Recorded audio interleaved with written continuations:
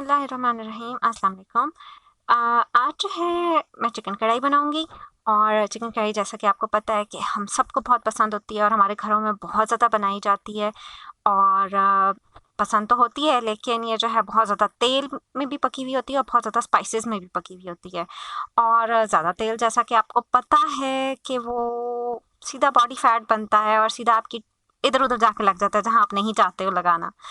खैर, अब आपको लगेगा कि जैसे मैं बड़ा शो ऑफ कर रही हूँ, आई एम ब्रैगिंग, लेकिन ये बहुत ज़बरदस्त रेसिपी है। आप इसको ज़रूर जो है ना वो ट्राई करें। और मैं आपको इंतज़ार नहीं कराती, लेट्स गो। तो मैंने लिया है 1 किलो चिकन। और इसमें मैंने सिर्फ थाई पीसेस लिए हैं और विंग्स पीसेस लिए हैं, मैंने इसमें ब्रेस्ट पीसेस नहीं लिए। और एक बड़ी प्याज ली है। और मेथी ली है थोड़ी सी।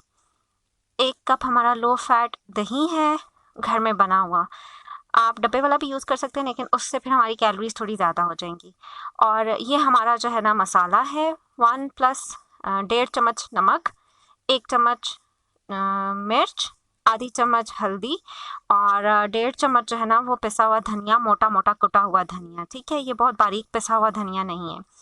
और 1 टीस्पून जो है ना चाट मसाला, ये ज़रूरी है। आप शान का चाट मसाला यूज़ कर लें या आप नेशनल का कर लें, मैं वैसे शान का यूज़ कर रही हूँ।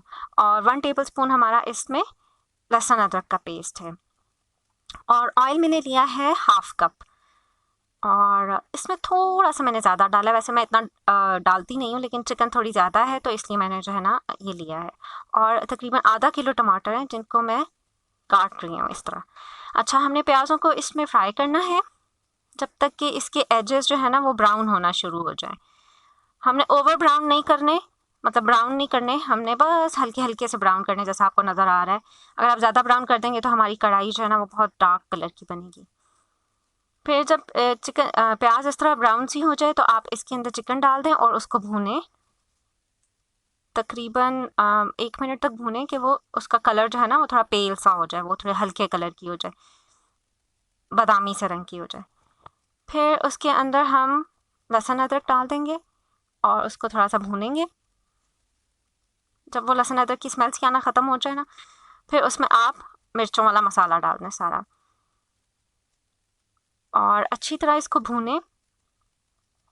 और आपने आँच जो है ना वो दरमियानी कर देनी है, तेज़ आँच नहीं रखनी, वरना ये मसाला फ़ौरन जल जाएगा। मिर्चें आपकी तेज़ धुआं छोड़ेंगी और आपको खांसी आ जाएगी।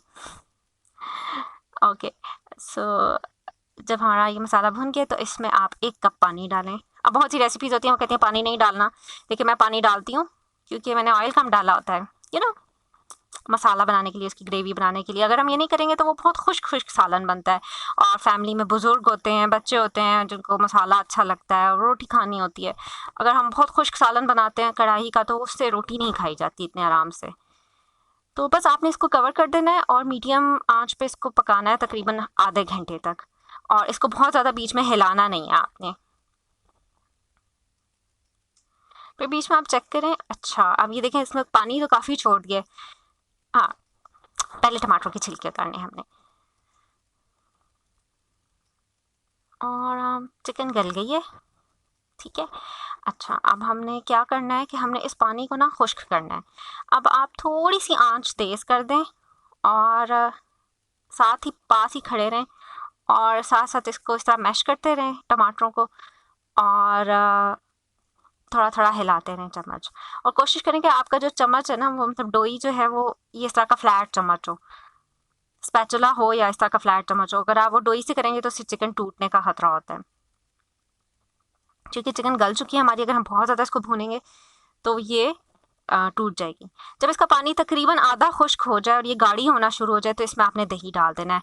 और दही आपने देखना है कि बहुत खट्टा ना हो, क्योंकि अगर आप बहुत ज़्यादा खट्टा दही डालेंगे इसके अंदर तो उससे जो है ना ये बहुत ज़्यादा एसिडिक हो जाएगी, बहुत ज़्यादा सीने में जलन करेगी, तेज़ाबियत पैदा करेगी। क्योंकि जो टमाटर हैं वो भी एसिडिक होते हैं और हमने ऑयल भी इसमें डाला है, मतलब मसाले भी हम डाल रहे हैं। तो वैसे ये मसाला मतलब तेज़ नहीं है, मतलब इतना नहीं है कि आपको बहुत ज़्यादा मिर्चें लगेंगी। वो आप इसको अपनी मर्ज़ी से एडजस्ट कर सकते हैं। अच्छा, और फिर एंड पे ना आपने मेथी डालनी है और मेथी को बिल्कुल स्किप नहीं करना, ये मस्ट है। इससे इसका टेस्ट बहुत ज़बरदस्त आएगा। जब आपका मसाला गाढ़ा हो गया और आपको लग रहा है कि अच्छा सा उसने कलर छोड़ दिया अपना गोल्डन सा, और इस तरह का प्यारा सा रेडिश गोल्डन सा इसका कलर हो गया, तो आप इसको डिश आउट कर लें। और यमी, ये बहुत मज़े की बनती है।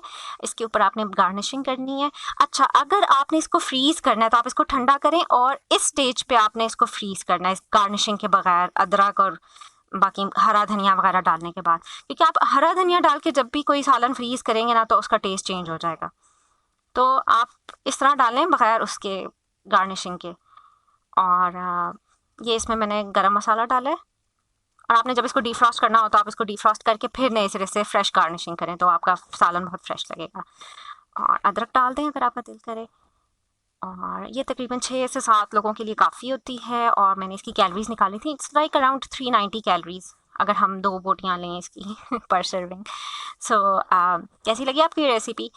मेरा तो टाइम ख़त्म हुआ, मैं जा रही हूँ। अल्लाह हाफिज़। Stay fit, eat healthy. और क्या था, सब्सक्राइब करें, लाइक करें, कमेंट्स में बताएं। Thank you so much. अल्लाह हाफिज़।